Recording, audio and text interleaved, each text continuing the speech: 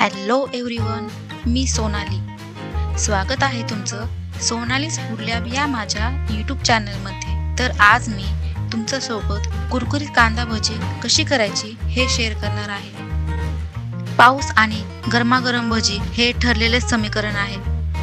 बाहेर रिमझिम पाऊस पडला की आवर्जून होणारी रेसिपी म्हणजे कुरकुरीत कांदा भजी. आणि जवळजवळ सगळीकडेच पावसाला सुरुवात झाली आहे, तेव्हा भजी तर झालीच पाहिजे. चला तर मग बघूया आपण कांदा भजी कशी करायची. येथे मी 3-4 मध्यम आकाराचे कांदे घेतले आहेत. ते कांदे आपल्याला स्वच्छ पाण्यामध्ये धुवून घ्यायचे आहेत. स्वच्छ पाण्यामध्ये धुवून झाल्यानंतर त्या कांद्याचे आपल्याला पातळ काप करायचे आहेत. पातळ काप करत असताना ते काप एकाच आकाराचे हवेत. कांद्याचे काप करताना ते आपल्याला उभ्या आकारात करायचे आहे. हे बघा, आपण कांदा चिरून घेतला आहे. कांदा बारीक उभा चिरून झाल्यानंतर त्याच्या पाकळ्या आपल्याला पूर्णपणे मोकळ्या करायच्या आहेत. चिरून घेतलेल्या कांद्याला आपल्याला मीठ लावायचे आहे. त्यासाठी मी कांद्याला 1 चमचा मीठ घेते. ते मीठ मी कांद्याला असं चोळून लावणार आहे. याने काय होते ना, कांद्याला छान कुरकुरीतपणा तर येतोच, शिवाय कांद्याला पाणी सुटतं, जेणेकरून वेगळं पाणी घालायची गरज पडत नाही. खरं तर कांद्यामध्ये पाण्याचे प्रमाण खूप असते, ज्यामुळे कांद्याला मीठ लावले की पाणी सुटते. आता आपण एका पॅनमध्ये तेल गरम करायला ठेवणार आहे. तेल गरम होईपर्यंत आपले भज्याचे पीठ मळून होईल. चला तर मग पीठ मळून घेऊया. मीठ लावून घेतलेल्या कांद्यामध्ये आता आपण 1 चमचा ओवा, 1 चमचा जिरे, 1 चमचा मिरची पावडर,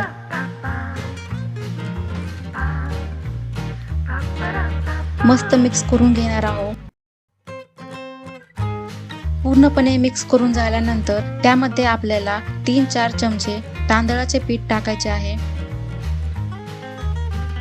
तांदळाचे पीठ टाकल्यामुळे कांद्याची भजी कुरकुरीत आणि खमंग होतात.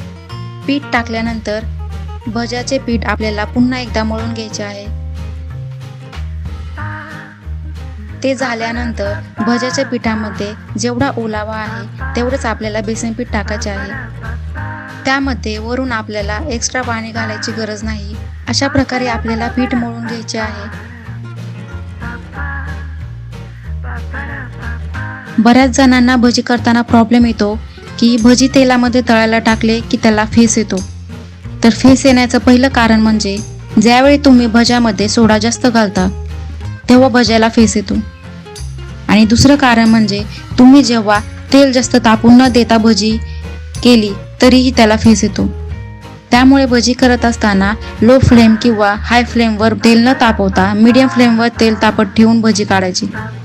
आता पीठ मळून झाल्यावर त्याच्यावर आपल्याला बारीक चिरलेली कोथिंबीर टाकायची आहे. मगाशी आपण पॅनमध्ये तेल तापत ठेवले होते, ते तेल आता आपण तापले आहे का नाही ते पाहणार आहे. तेल आपल्याला कडक तापवायचे आहे. जर तेल तापले नाही आणि भजी काढले तर ते भजी मऊ पडण्याची शक्यता असते. गॅस जास्त लो फ्लेम आणि हाय फ्लेमवर न ठेवता मीडियम फ्लेमवर ठेवायचा. चला तर मग आता भजी करून घेऊया.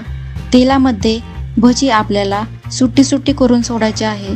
कांदा भजीलाच खेकडा भजी असेही म्हणतात. खेकडा भजी म्हणण्याचे कारण हेच आहे की वाकडा तिकडा आकार असणारी भजी. तर ती भजी टाकत असताना आपल्याला एकाच ठिकाणी जास्त न टाकता सुटसुटीत टाकायची आहे, जेणेकरून त्याला खेकड्यासारखा आकार येईल. ही भजी आता आपल्याला मीडियम फ्लेमवर लालसर रंग येईपर्यंत तळून घ्यायची आहे.